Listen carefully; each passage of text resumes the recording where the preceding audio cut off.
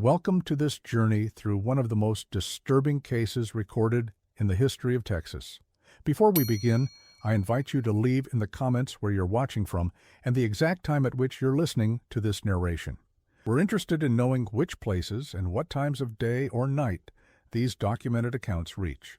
In the spring of 1872, the town of Bitter Creek, located in the harsh western reaches of Young County, Texas, was little more than a collection of wooden structures clinging to existence along the edge of the frontier. The settlement had sprung up following the discovery of small coal deposits, bringing with it the usual mixture of hopeful miners, desperate families, and those looking to profit from both. The town existed in that peculiar moment of western expansion after the initial lawlessness of the frontier, but before the full establishment of civilized society. What happened there between March and June of that year would leave an indelible mark on the region, though few official records acknowledge the full extent of what transpired. The discovery was made on June 18, 1872, when a cattle driver named Thomas Wilkes stumbled upon what appeared to be human remains while searching for stray cattle in a ravine approximately 2 miles southeast of Bitter Creek. What made the discovery particularly disturbing wasn't merely the presence of bones. Death was common enough on the frontier, but rather their condition. According to Wilkes's sworn statement to a county judge 2 weeks later, the bones appeared unnaturally clean, as if boiled free of flesh. This detail might have been dismissed as the exaggeration of an uneducated cowhand, except for what followed. When Wilkes reported his discovery to town officials, he was directed to Sheriff August Blackwood, who had been appointed to the position just 4 months prior. According to multiple witness accounts collected later, Blackwood's response was unusual. Rather than organizing a search party or contacting the county authorities immediately, he simply nodded, asked Wilkes to show him the location, and then ordered him not to speak of the matter to anyone else.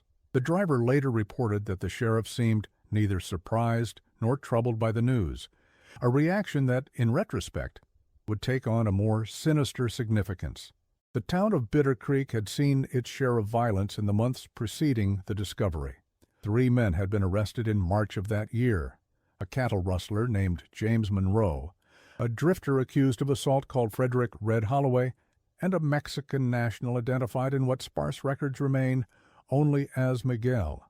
What's notable is that no record exists of these men being transferred to the county seat for trial, nor of their release. According to the ledger kept by Sheriff Blackwood's deputy, Walter Collins, all 3 men simply escaped custody on the night of April 2, 1872. No pursuit was recorded, no rewards posted. They simply vanished from the record. In a frontier town with limited resources and constant threats, the disappearance of 3 prisoners might not have raised immediate alarm. But what followed, according to accounts collected by a U.S. Marshal's inquiry in 1889, suggests a far more disturbing sequence of events, one that remained buried for nearly 2 decades before chance and a deathbed confession brought it to light. The March of 1872 had been unseasonably cold in Young County. The winter had stretched its fingers well into what should have been spring, leaving the town's residents irritable and restless. The jail in Bitter Creek was nothing more than a reinforced storage room attached to the sheriff's office, a crude wooden structure with iron bars on the windows and a heavy door secured by a padlock. It offered little protection from the elements, and prisoners often complained bitterly about the cold. Sheriff August Blackwood had come to Bitter Creek from somewhere further east, though accounts differ on exactly where. Some said Tennessee, others Georgia. What is known is that he arrived with recommendations from officials in Fort Worth, bearing papers that attested to his experience in law enforcement. He was a tall man, described in various accounts as solemn-faced and precise in speech and manner. He wore a heavy mustache in the style common to the period and dressed plainly but neatly.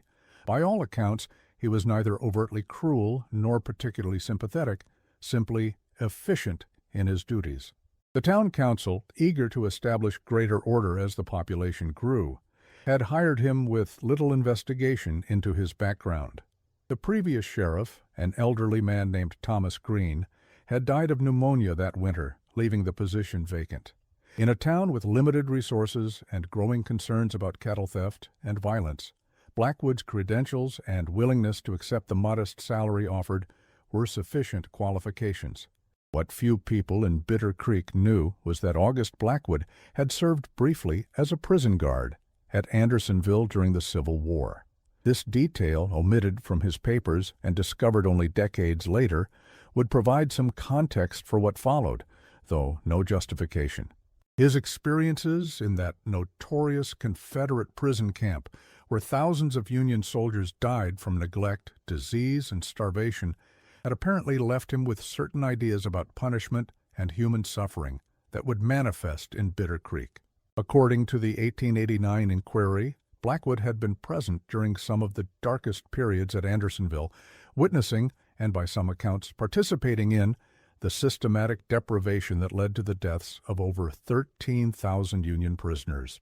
While no records definitively establish his role in the camp's operations, testimony from a former prisoner named Samuel Hawkins, collected in 1876 for an unrelated Veterans Affairs matter, described a guard matching Blackwood's description as being particularly inventive in devising methods to torment prisoners without leaving marks that would draw the attention of superiors. The jail's peculiar features went largely unremarked upon at first. Blackwood had requested funds from the town council to make modifications shortly after taking the position. His stated purpose was to improve security and ensure that prisoners couldn't escape during the remaining cold months. The council, impressed by his professional demeanor and eager to demonstrate their commitment to law and order, approved the modest expenditure without much scrutiny. Among the modifications was the installation of a large cast-iron rendering pot in a small shed behind the jail. When questioned, Blackwood explained that it would be used for rendering tallow to produce candles and soap for the jail, a common enough practice that raised no immediate concerns. He also had a system of pulleys installed and reinforced the floor of the shed. Again, these modifications seemed practical enough for a frontier jail with limited resources. The rendering pot itself was described in later accounts as being approximately 4 feet in diameter and 3 feet deep, made of heavy cast iron with a thickness of about 2 inches. It had been purchased from a defunct tannery in Fort Worth and transported to Bitter Creek by wagon at considerable expense, a detail that might have raised questions had anyone been inclined to examine Blackwood's requisitions more closely. The pot was set into a brick hearth constructed specifically for the purpose, with a chimney vented through the roof of the shed. The pulley system installed above it was ostensibly for lifting heavy loads of tallow in and out of the pot, though its actual purpose would prove far more sinister. It was in this context that the 3 men were arrested in March of 1872. James Monroe was the first, brought in for cattle rustling after being caught with clearly altered brands on 3 head of cattle belonging to the Circle M Ranch. Monroe was not a local man. He had arrived in the area only a few weeks earlier, claiming to be traveling from San Antonio to the Northern Territories. He was described in the arrest record as approximately 30 years of age, of medium height and build, with dark hair and a scar above his right eye. The record also noted that he was found in possession of .42-17 in cash, a Colt revolver, and various tools associated with altering cattle brands. Frederick Holloway was arrested a week later after a violent altercation at the town's only saloon, during which he had allegedly broken a bottle across the face of another patron.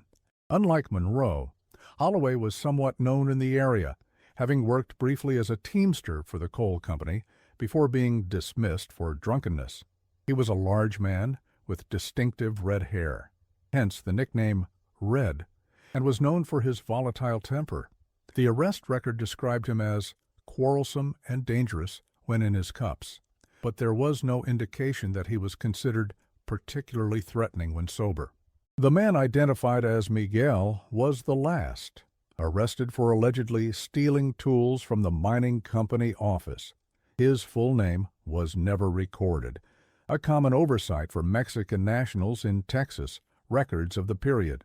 According to what little documentation exists, he spoke limited English and claimed to be traveling north to find work in the railroad camps. The only physical description in the record notes that he was small in stature, approximately 25 years of age, with a mustache. His arrest was based primarily on the testimony of the mining company foreman, who claimed to have seen him leaving the office late at night, though no stolen tools were actually found in his possession. According to the testimony of Walter Collins recorded years later, all three men were held in the single cell of the Bitter Creek jail. Collins, who was in his early 20s at the time, had been appointed deputy by Blackwood shortly after the sheriff's arrival. In his statement, he described how Blackwood's demeanor changed subtly after the three arrests. He became more solitary, Collins stated. He would spend hours in that shed tending to the fire beneath the rendering pot. Said he was preparing materials for the jail, but I never saw any candles or soap produced. He took to bringing his meals to the prisoners himself, which wasn't usual practice before. Collins also noted that Blackwood began keeping the keys to the cell on his person at all times, whereas previously they had been hung on a hook in the office. When questioned about this change, Blackwood had explained that he was concerned about the possibility of an escape attempt, given that they now had three prisoners in a cell designed for, at most, two. What followed was pieced together years later from various sources: Collins' testimony, fragments of Blackwood's personal journal recovered in 1889, statements from townspeople, and, most significantly, the deathbed confession of Dr. Henry Stillwell, the town's only physician, who had apparently been sworn to secrecy by Blackwood. Dr. Stillwell had come to Bitter Creek in 1871, one of the few educated professionals attracted by the town's brief economic promise. He was a Civil War veteran himself, having served as a field surgeon for the Union Army. His medical practice in Bitter Creek was modest but respected, and he was generally considered one of the more cultured individuals in the community. He had initially maintained a cordial professional relationship with Sheriff Blackwood, the two men occasionally sharing meals at the town's small restaurant and discussing their respective Civil War experiences, though Blackwood had apparently never mentioned his time at Andersonville in these conversations. On the night of April 2nd, according to these sources, Blackwood enlisted Dr. Stillwell's assistance for what he described as a medical experiment of significant importance to the advancement of justice. The nature of this experiment became horrifyingly clear when Stillwell arrived at the jail after dark to find Blackwood had already restrained James Monroe, the cattle rustler, and was preparing to transport him to the shed behind the jail. According to Stillwell's confession, Blackwood had explained his intentions with a chilling calm. "The problem with our current methods of interrogation, Doctor, is that they are either too gentle to be effective or so severe that the subject expires before providing useful information. What is needed is a carefully calibrated approach that maximizes discomfort while preserving consciousness and the ability to speak." Stillwell claimed that he had initially objected, but Blackwood had indicated that his participation was not optional, implying threats against both Stillwell himself and his wife, who was in frail health. Whether these threats were explicit or merely implied, and whether Stillwell's fear was justified or simply a later rationalization for his complicity, remains unclear. What is certain is that he remained and participated in what followed. What happened in that shed was recorded with clinical detachment in Blackwood's journal, recovered years later from a hidden compartment in the wall of the house he had occupied.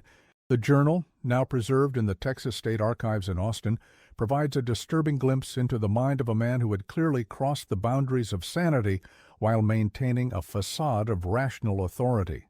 Subject 1 responds as expected to initial immersion, Blackwood wrote.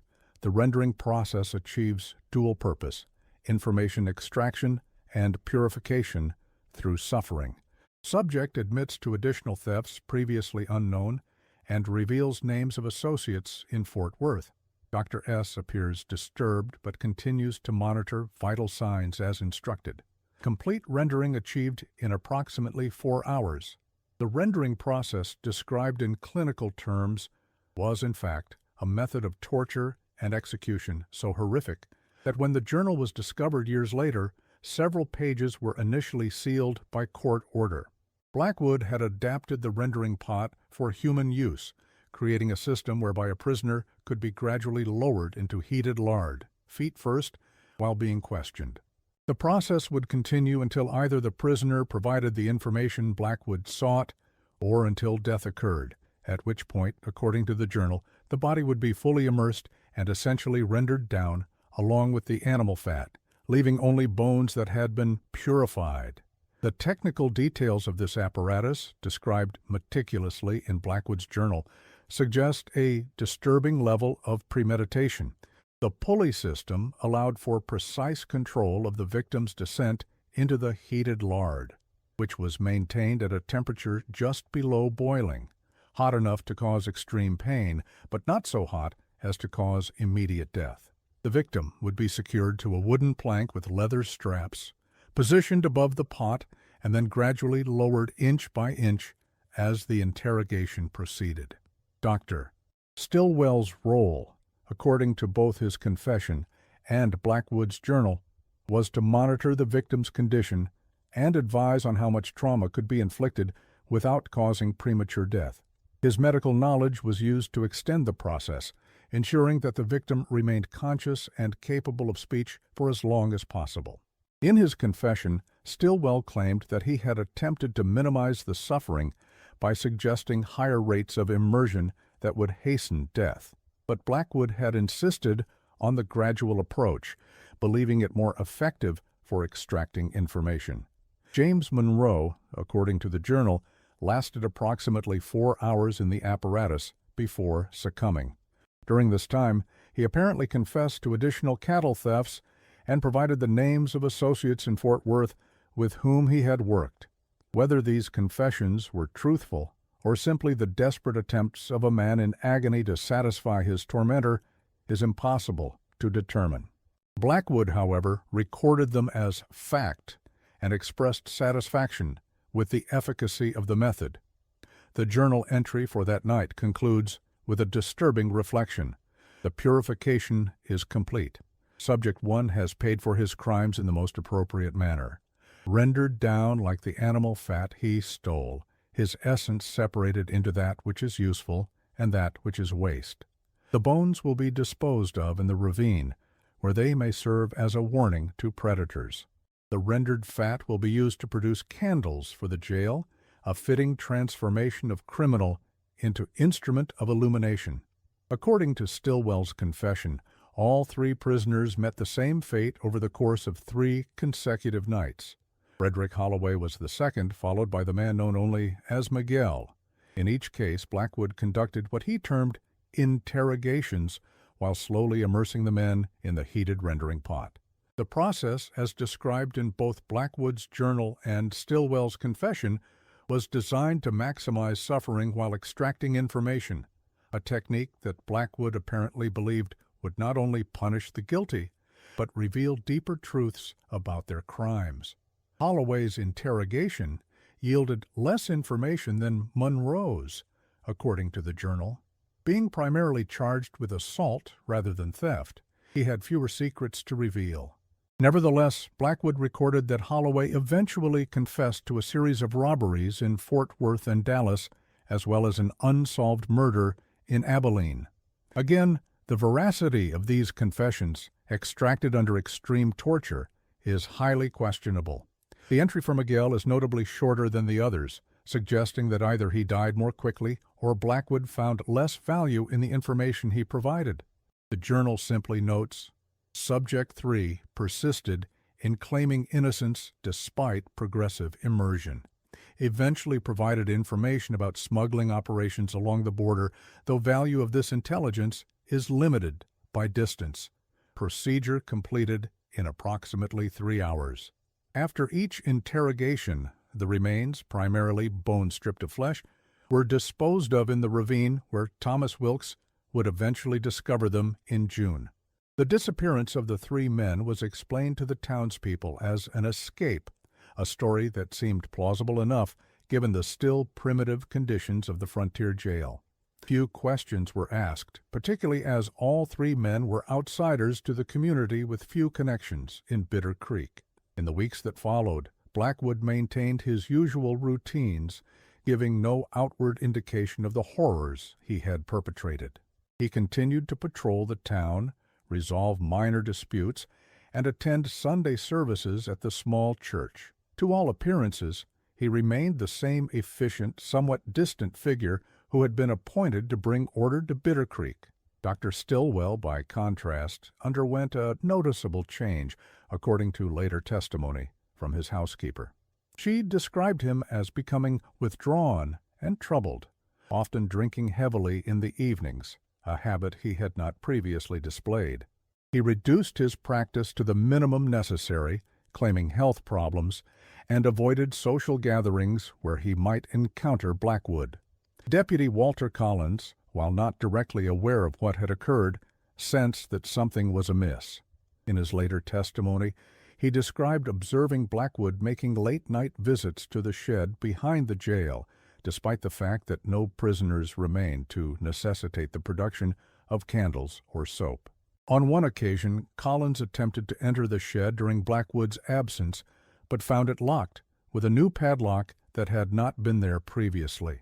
The townsfolk of Bitter Creek, for their part, seemed content with the explanation of the prisoner's escape. If anything, the incident enhanced Blackwood's reputation for maintaining order, as word spread that three dangerous criminals had chosen to flee rather than face his justice. Crime rates, already low, declined further, with no reported thefts or serious altercations in the weeks following the escape. This period of apparent tranquility came to an end with Thomas Wilkes's discovery of the bones in the ravine in June. The finding might have been dismissed had it not been for the unusual condition of the remains and Blackwood's uncharacteristically nervous reaction to the news.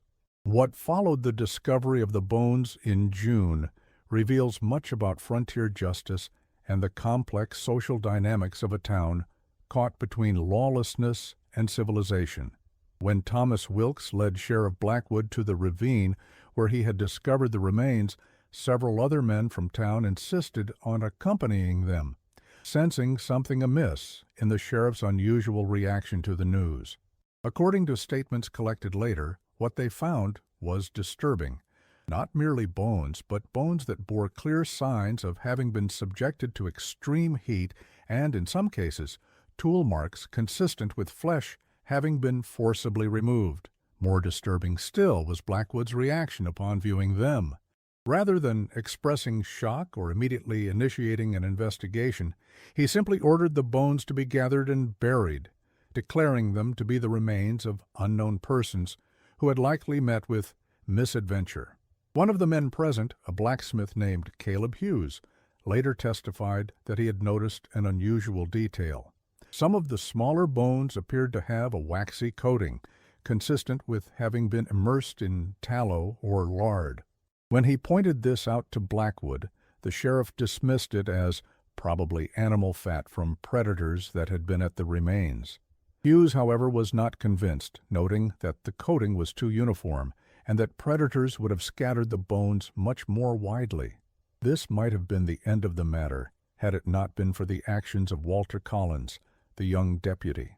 Troubled by what he had observed of Blackwood's behavior over the preceding months, and particularly by the sheriff's reaction to the discovery of the bones, Collins took the unusual step of examining the shed behind the jail more closely. What he found there, according to his later testimony, was chilling. Traces of what appeared to be human hair and bone fragments in and around the rendering pot, and most damning of all, a distinctive brass belt buckle that he recognized as having belonged to James Monroe, partially melted, but still identifiable. Collins's discovery placed him in an impossible position. As deputy, his duty was to uphold the law and report crimes. But what does one do when the criminal appears to be the law itself? His dilemma was compounded by the isolation of Bitter Creek, which had no telegraph office and was connected to the county seat only by a weekly mail wagon. Any message he sent would take days to reach authorities, during which time Blackwood would certainly notice his deputy's unusual behavior. Collins faced a dilemma common to those who discover evidence of wrongdoing by authority figures. To whom could he report his findings when the highest law enforcement official in the area was himself the suspected perpetrator? His solution was to secretly contact U.S. Marshal James Parker in Fort Worth, sending a letter that outlined his suspicions and the evidence he had discovered. To avoid arousing Blackwood's suspicion, Collins enlisted the help of a cattle driver who was passing through town, paying him $5 to deliver the letter directly to the marshal's office in Fort Worth. The driver, whose name is not recorded in the accounts, apparently fulfilled this commission faithfully, delivering the letter to Marshal Parker on June 25, 1872. Marshal Parker's response was prompt but cautious. Rather than confronting Blackwood directly, he dispatched an undercover deputy, Robert Holcomb, to Bitter Creek, under the guise of being a land surveyor. Holcomb's instructions were to quietly gather evidence and assess the situation before any official action was taken. Holcomb arrived in Bitter Creek on July 1st, presenting himself as a government surveyor tasked with updating maps of the region. His cover story gave him legitimate reason to explore the area, including the ravine where the bones had been discovered. It also allowed him to interact with various townspeople, including Blackwood himself, without arousing immediate suspicion. For nearly 2 weeks, Holcomb observed the town and its sheriff, noting Blackwood's routines and behaviors while discreetly interviewing townspeople. What emerged was a portrait of a man who, while not openly tyrannical, had established a quiet reign of fear.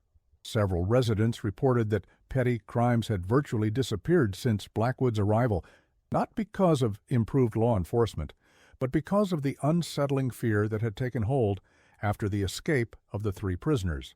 "Nobody wants to end up like those fellows who got away," one saloon keeper told Holcomb, according to his reports. "Mighty strange how they all managed to escape together, leaving not a trace. Mighty strange indeed."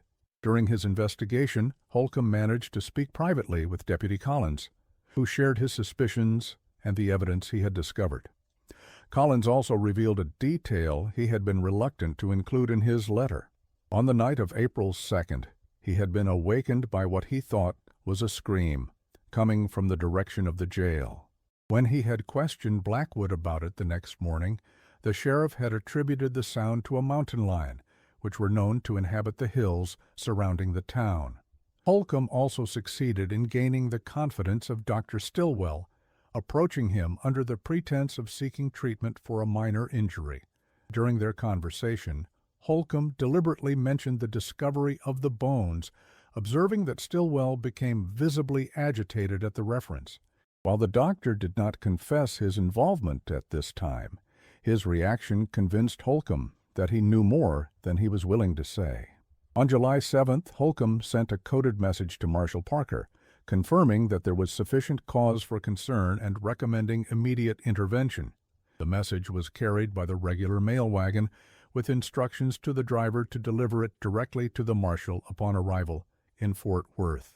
The culmination of this investigation came on July 8, 1872, when Marshal Parker himself arrived in Bitter Creek with 3 additional deputies.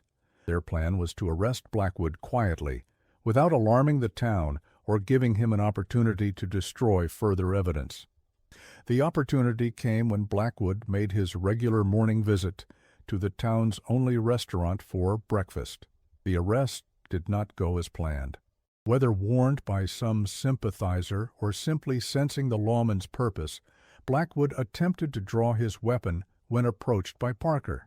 In the ensuing struggle, shots were fired, and Blackwood was killed, shot twice in the chest by Marshal Parker himself. The gunfight, witnessed by several townspeople, took place in the middle of the town's main street, a dramatic end to Blackwood's reign of terror. The immediate aftermath was confusion and shock among the townspeople, who had no knowledge of the investigation or the horrific crimes their sheriff was suspected of committing. Many initially viewed the marshals as the aggressors, having witnessed only the final confrontation and not the evidence that had prompted it. In the hours following the shooting, Marshal Parker ordered a thorough search of both the jail and Blackwood's residence. The discovery of the journal, hidden behind a loose board in Blackwood's bedroom wall, provided the most damning evidence of his crimes. Additional physical evidence was found in the shed: bone fragments, personal effects belonging to the victims, and most disturbing of all, detailed diagrams drawn by Blackwood showing modifications he had planned to make to the rendering apparatus to improve efficiency. The townsfolk gathered outside the jail as word spread of the discoveries, their initial hostility towards the marshals giving way to horror as the extent of Blackwood's activities became clear. Several women fainted upon hearing the details, and at least one man was physically ill. The minister of the small church, Reverend Thomas Wilson, called for an immediate prayer service, though many seemed too shocked to respond. In the days that followed, Marshal Parker conducted a formal inquest, taking statements from various witnesses, including Deputy Collins, Dr. Stillwell, who initially claimed ignorance of the full extent of Blackwood's activities, and several townspeople who had observed unusual behaviors or incidents that, in retrospect, took on sinister significance. One such witness was Martha Jenkins, who operated a small boarding house where Blackwood had resided. She testified that she had noticed a peculiar odor emanating from his room on several occasions, like meat cooking, but with a sickly, sweet undertone. When she had questioned him about it, he had explained that he was experimenting with various oils for treating his leather equipment. She had accepted this explanation at the time, but now recognized the smell as similar to that produced by the rendering pot when it was in use. Another significant testimony came from the blacksmith, Caleb Hughes, who had helped Blackwood install the rendering pot in the shed. He described how the sheriff had been unusually specific about the requirements, insisting on a particular height for the brick hearth and the exact positioning of the pulley system. At the time, Hughes had attributed this to Blackwood's general meticulousness, but in light of the discoveries, the purpose of these specifications became horrifyingly clear.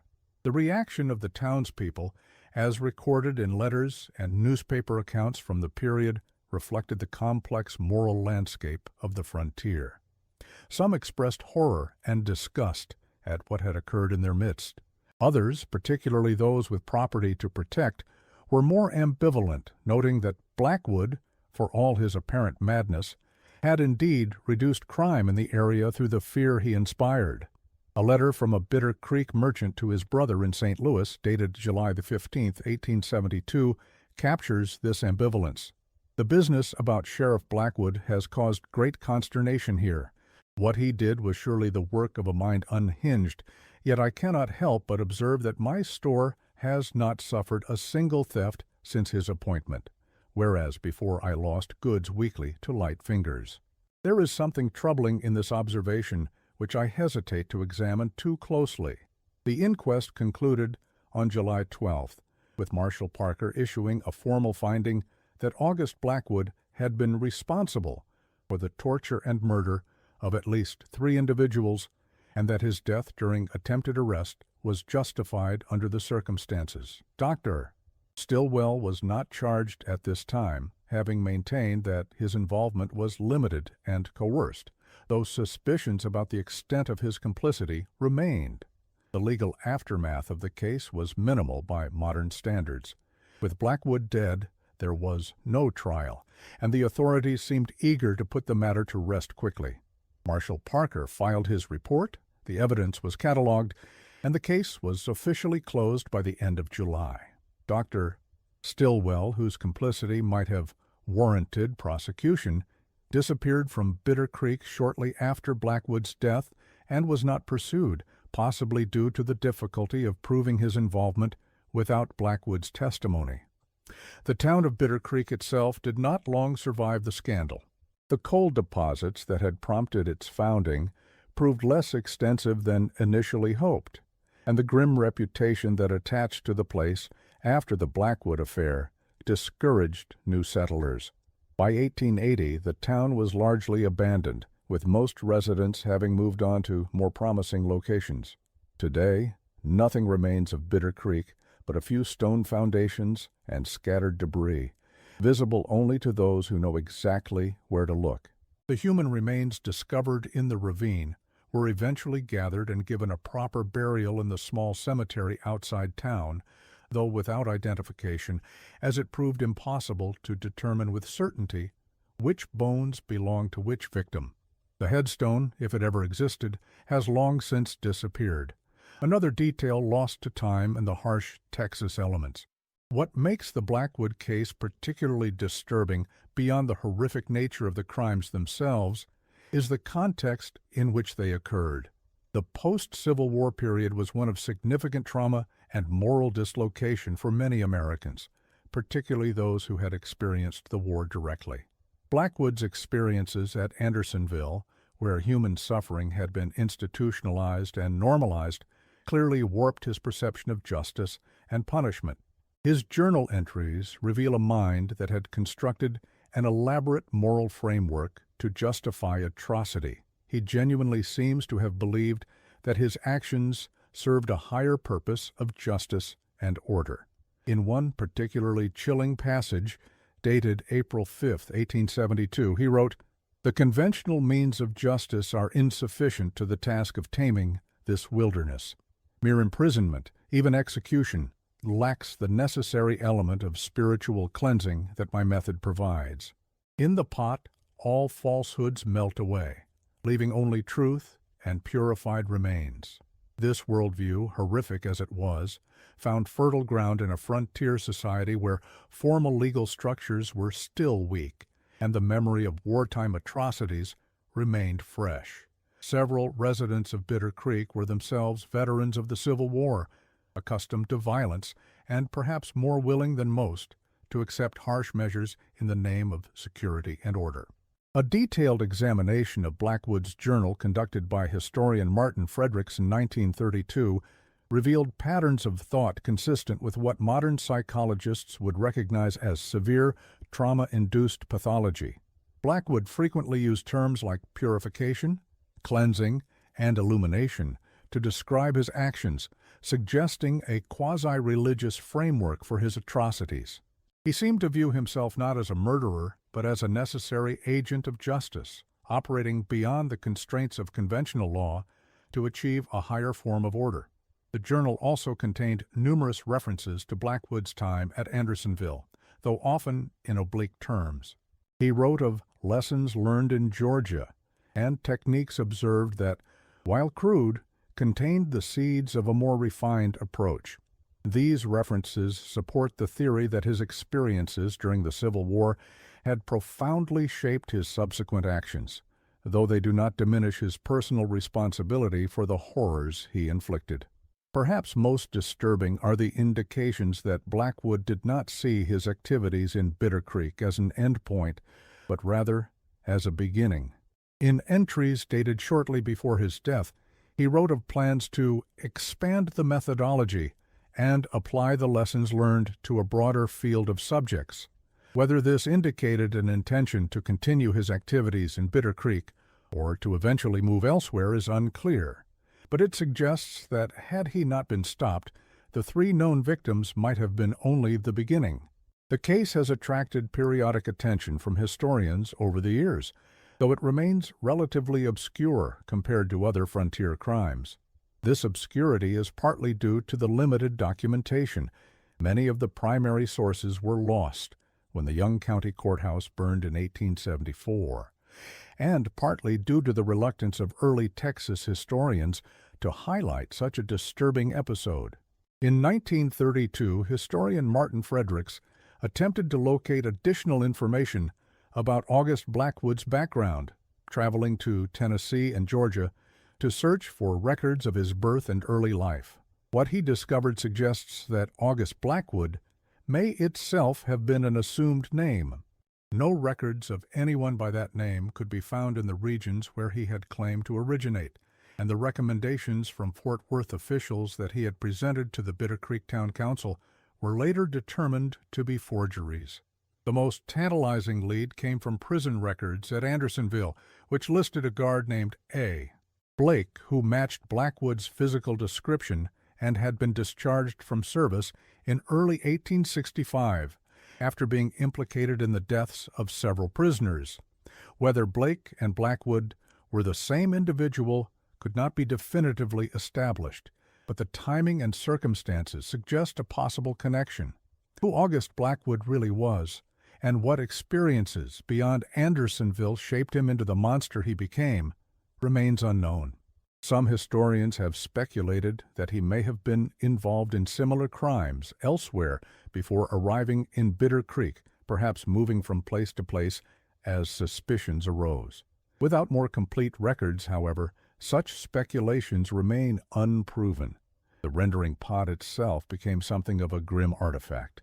After the investigation concluded, it was removed from the shed and, according to Marshall Parker's report, disposed of appropriately.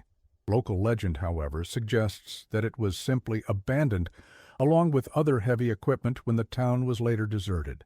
An item matching its description was reportedly discovered by a rancher in the area in 1912, half buried in a dry creek bed several miles from the former town site.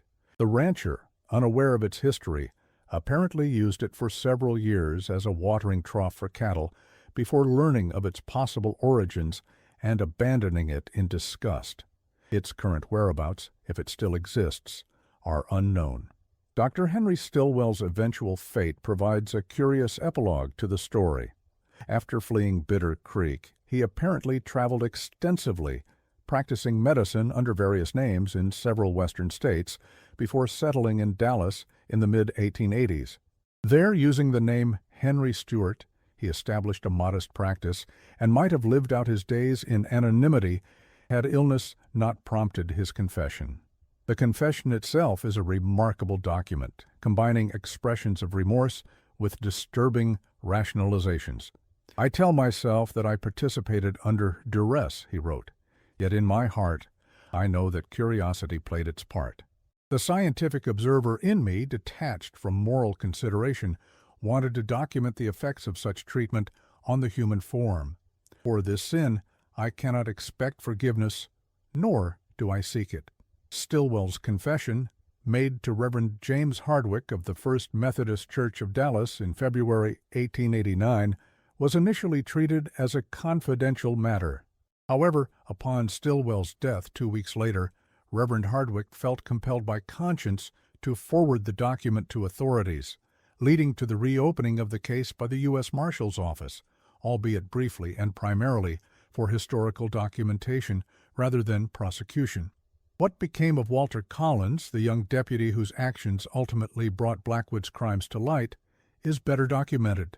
After assisting Marshall Parker with the investigation, he left Texas entirely, eventually settling in Oregon, where he served as a sheriff himself for nearly 30 years.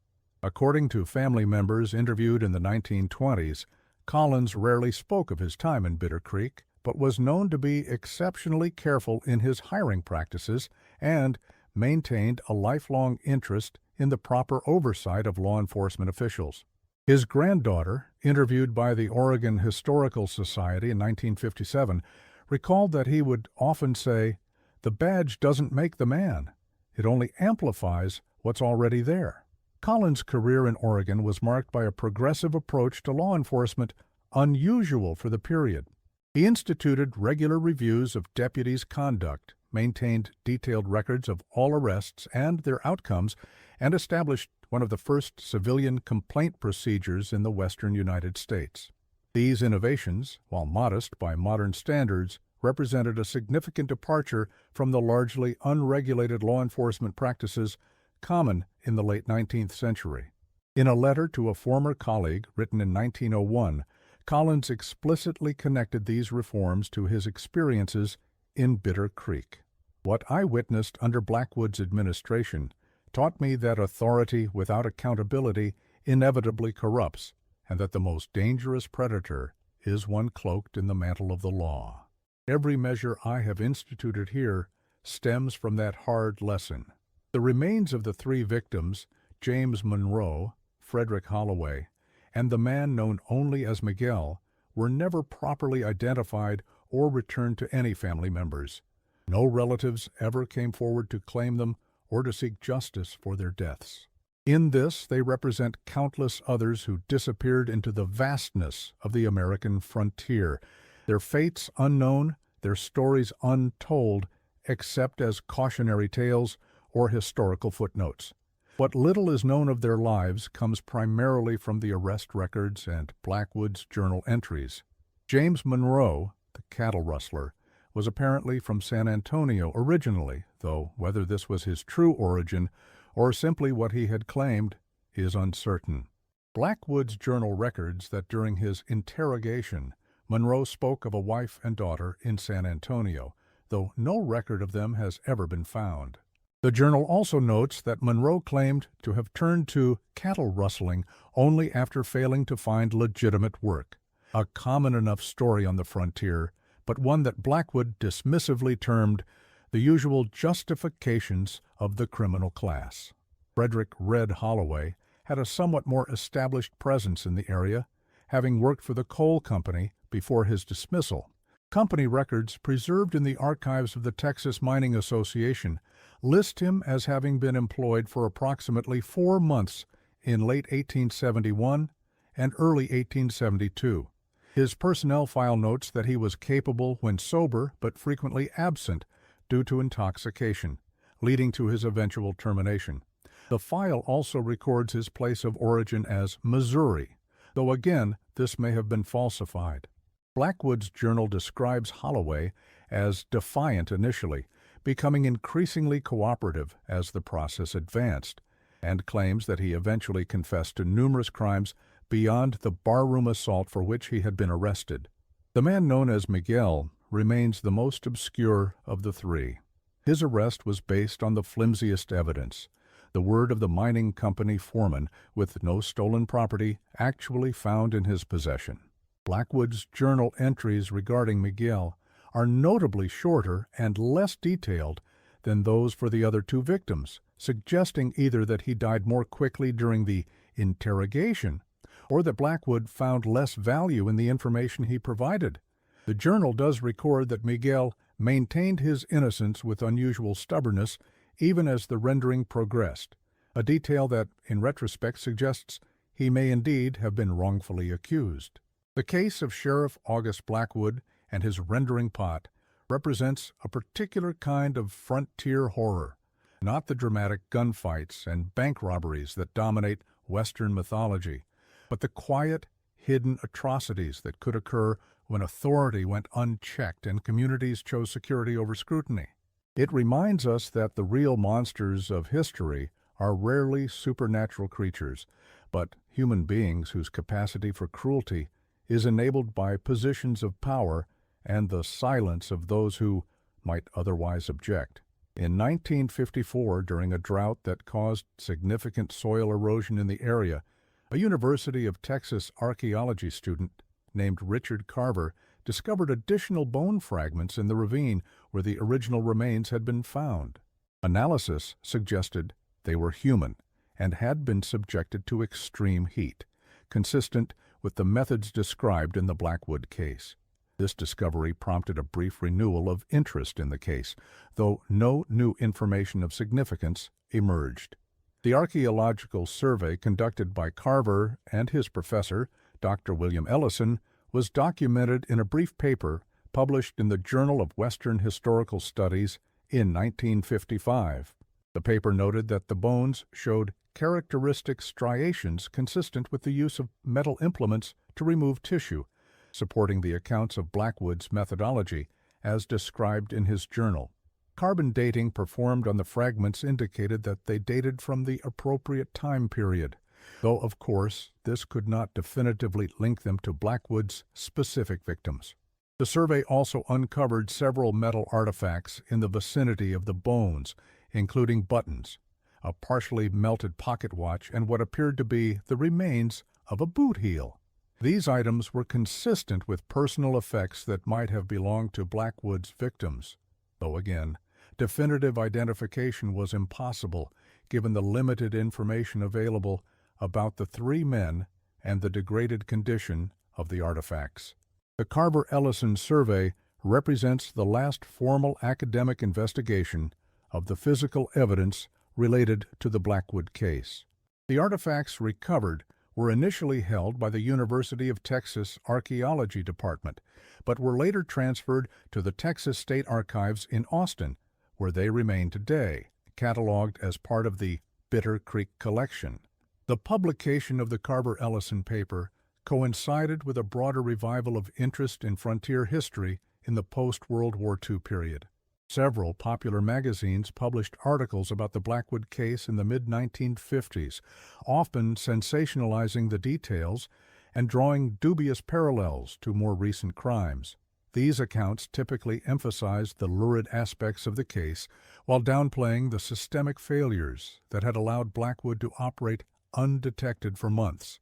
A more thoughtful analysis came from historian Rebecca Thornton, who in the early 1960s conducted extensive research into the social and cultural context of Bitter Creek during the period of Blackwood's tenure.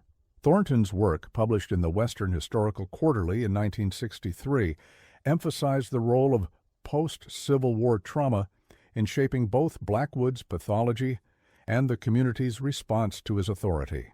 The Bitter Creek tragedy cannot be understood in isolation, Thornton wrote. It emerged from a national context of violence and moral dislocation, in which the boundaries between legitimate and illegitimate force had been blurred by years of warfare. Blackwood was a product of this dislocated moral landscape, but so too was the community that accepted his authority with so little scrutiny. Thornton's research included interviews with several elderly residents of Young County who claimed childhood memories of Bitter Creek and its infamous sheriff. These oral histories, while of limited reliability given the passage of time and the young age of the witnesses when the events occurred, nevertheless provide some additional texture to the historical record. One such account from Martin Hollister, who was 10 years old in 1872, described Sheriff Blackwood as a man who never raised his voice, never showed anger. That's what made him frightening. He'd look at you with those flat eyes, and you'd feel like he was deciding whether you deserved to keep breathing. Another interview subject, Sarah Jenkins, recalled, "My father forbade us children from going near the jail after dark. He never said why, just that it wasn't safe." Years later, after I was grown, he told me that sometimes at night he heard screams coming from behind the jail, but like everyone else, he told himself it was just the wind. These accounts, preserved in the Young County Historical Society archives, add human detail to the clinical descriptions found in official reports in Blackwood's journal. They remind us that behind every historical atrocity are not only perpetrators and victims, but witnesses, those who saw, suspected, or knew, and whose actions or inactions shaped the course of events. Thornton's research also uncovered evidence of divided opinions among the townspeople regarding Blackwood's methods, even before the full extent of his crimes was revealed. In a town council meeting held in May 1872, according to minutes preserved in county records, one member had expressed concern about the sheriff's unusual methods and secretive conduct, suggesting that more oversight might be appropriate. This concern was dismissed by the majority, with the mayor reportedly stating that results speak for themselves, and noting the reduction in criminal activity since Blackwood's appointment. This exchange highlights the moral compromise at the heart of the Blackwood case, a community willing to overlook disturbing signs as long as the desired outcome, in this case, reduced crime, was achieved. It's a pattern that has recurred throughout history, from frontier towns to modern nations, whenever security is prioritized over human rights and due process. The town of Bitter Creek was officially removed from Texas maps in 1887, having been abandoned for several years by that point. The land where it once stood was eventually incorporated into a cattle ranch, and later, in the early 20th century, became part of an oil field. Today, the exact location is marked only by a small granite monument erected by the Young County Historical Society in 1968, bearing the simple inscription, Site of Bitter Creek, 1870-1880. Let its history be remembered, but not repeated. The monument stands in isolation, visited rarely except by those with a specific interest in the case. The ravine where the bones were discovered is now part of private property, inaccessible to the general public. The jail where Blackwood carried out his atrocities has long since vanished, though archaeological surveys have identified its likely location based on contemporary descriptions and the few remaining foundations. Visitors to the site occasionally report an unsettling atmosphere, a heaviness in the air that some attribute to the lingering memory of what occurred there. Such reports, while impossible to verify, speak to the way in which places associated with historical traumas retain a psychological impact long after the physical evidence has disappeared. The story of Sheriff August Blackwood and his rendering pot has occasionally been referenced in works of fiction, most notably in Larry McMurtry's novel Dead Man's Walk, and in an episode of the television series Dead Wood. These fictional treatments, while taking considerable liberties with the historical details, capture something of the psychological horror of the actual events, the way in which the trappings of civilization and justice can sometimes mask the most profound barbarism. McMurtry's novel, published in 1995, includes a character clearly inspired by Blackwood, a frontier lawman who employs a modified rendering pot as a means of both punishment and interrogation. The character is portrayed as believing sincerely in the moral justification for his actions, viewing himself as a necessary force for order in a chaotic world. This portrayal aligns with the psychological profile that emerges from Blackwood's actual journal entries, suggesting that McMurtry had likely researched the historical case. The Deadwood episode, which aired in 2005, makes a more oblique reference to the case, with a character describing a sheriff in Texas who rendered justice and criminals in the same pot. The brevity of the reference suggests that the show's writers assumed viewers would be familiar with the historical case, an assumption that speaks to its place in frontier folklore, despite its relative obscurity in formal historical accounts. These fictional treatments, while contributing to the case's persistence in cultural memory, have also sometimes blurred the line between historical fact and dramatic invention. Online forums and amateur history websites occasionally include details drawn from these fictional accounts rather than from the historical record, creating a layered mythology around the already disturbing facts. As we look back on this disturbing chapter in Texas history, it's worth considering why such stories continue to resonate with us. Perhaps it's because they remind us of the fragility of social order, of how easily power can be abused when oversight is lacking. Or perhaps it's because they speak to a darker truth about human nature, our capacity for cruelty, when we believe our actions serve some higher purpose, and our willingness to look away when confronting such cruelty would disrupt our sense of security. The case of Sheriff August Blackwood stands as a warning from history, a reminder that true monsters rarely announce themselves as such, but instead often wear the badges and bear the authority of those entrusted to protect us. As historian Patricia Nelson Limerick noted in her analysis of the case, published in the Western Historical Quarterly in 1968, the Blackwood affair represents not an aberration in frontier justice, but rather an extreme manifestation of tendencies inherent in the system itself, the concentration of authority in individuals with minimal oversight, the prioritization of order over due process, and the willingness of communities to accept harsh measures against those deemed outsiders or undesirables. Limerick's analysis places the Blackwood case in a broader context of frontier violence, suggesting that while his methods were unusually horrific, his underlying assumptions about the relationship between authority, violence, and order were not entirely outside the mainstream thinking of his time and place. In the isolated communities of the American frontier, where communication was limited and outside oversight minimal, the potential for such abuses was particularly acute. This contextual understanding does not excuse or minimize his crimes, but rather helps us comprehend how they could have occurred within a supposedly civilized community. The rendering pot as an instrument of torture and execution has its own disturbing history, predating Blackwood's adaptation of the technique. Similar methods were reportedly used during the European witch hunts of the 16th and 17th centuries, and there are accounts of analogous practices in various conflicts throughout history. Blackwood's innovation, if it can be called that, was to systematize the process and to cloak it in the language of justice and purification, as evidenced by his journal entries.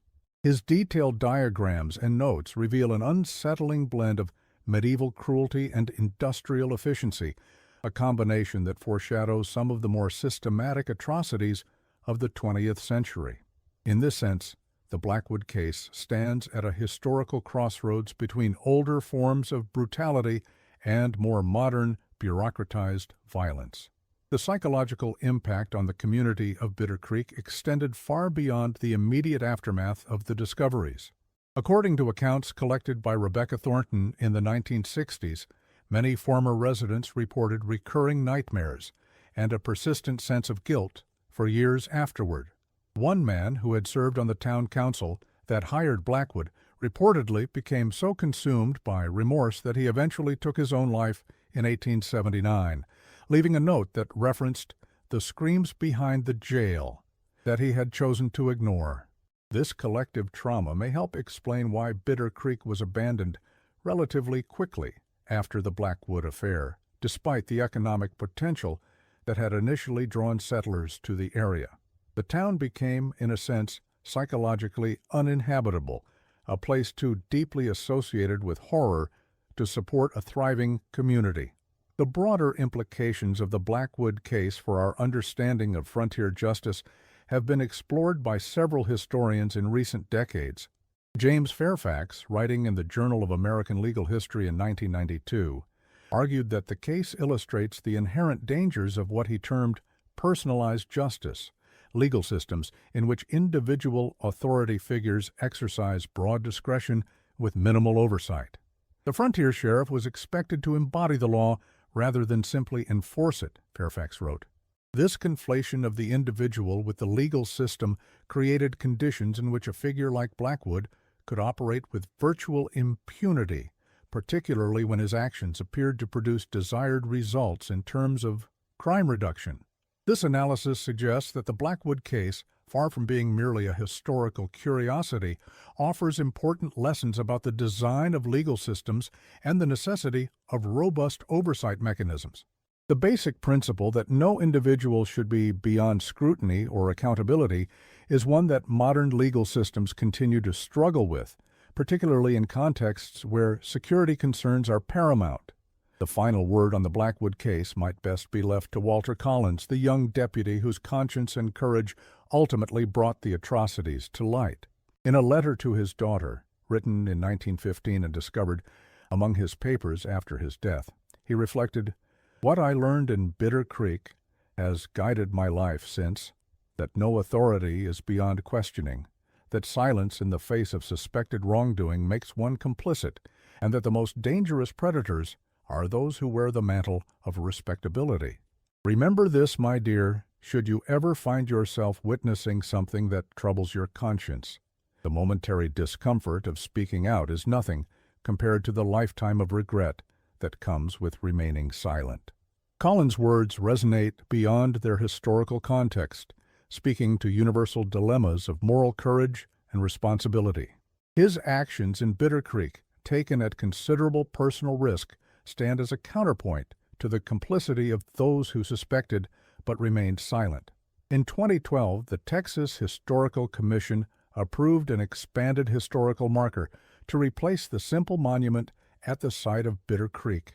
The new marker includes a more detailed account of the town's history, including the Blackwood atrocities, and explicitly honors Collins's role in bringing them to light. This official recognition, coming 140 years after the events it commemorates, reflects an evolving willingness to confront the darker aspects of frontier history, rather than sanitizing them for public consumption. The rendering pot of Bitter Creek, Texas, stands as a grim reminder of how thin the veneer of civilization can be, particularly in times and places of transition and uncertainty. It reminds us that the true horrors of history are not found in ghost stories or tales of the supernatural, but in the documented atrocities committed by human beings against one another, often in the name of justice, order, or some other principle that serves to mask more primal impulses.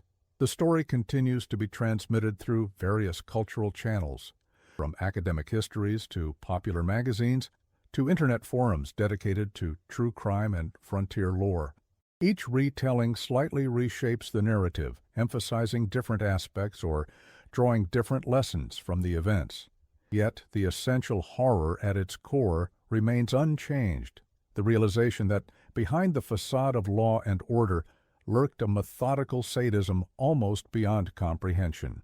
In a curious epilogue to the case, a collection of photographs discovered in the archives of the Fort Worth Star-Telegram in 1998 included what appears to be an image of August Blackwood taken shortly after his arrival in Bitter Creek. The photograph shows a tall, solemn-faced man with a heavy mustache standing stiffly beside the newly constructed jail. His expression is difficult to read, neither particularly menacing nor especially benign, simply watchful and reserved. What makes this image particularly unsettling is its ordinariness. There is nothing in Blackwood's appearance that suggests the horrors he would soon perpetrate. He looks, to modern eyes, like countless other frontier lawmen of the period, indistinguishable from those who served honorably and within the bounds of both law and human decency. It is a visual reminder that evil rarely announces itself with convenient physical markers, but instead often wears the most conventional of disguises. And perhaps most disturbing of all is the recognition that such horrors do not require exceptional circumstances or particularly monstrous individuals to occur. Only ordinary human weaknesses, the desire for security at any cost, the willingness to look away from uncomfortable truths, and the deference to authority that can silence the voice of conscience. As we close this account of one of the darkest chapters in Texas frontier history, we are left with questions that transcend their historical context and speak to our own time. What checks on authority exist in our communities? What voices are we choosing not to hear? And what horrors might be taking place behind closed doors while we, like the citizens of Bitter Creek, choose the comfort of ignorance over the moral obligation to see, to speak, and to act? The bones discovered in that Texas ravine have long since returned to dust, and the town where these events took place exists now only in scattered records and fading memories. But the lessons of Bitter Creek remain relevant as long as human beings hold power over one another, a cautionary tale whispered from history, reminding us of our capacity for both atrocity and courage, and of the eternal vigilance required to ensure that the former does not flourish while the latter sleeps.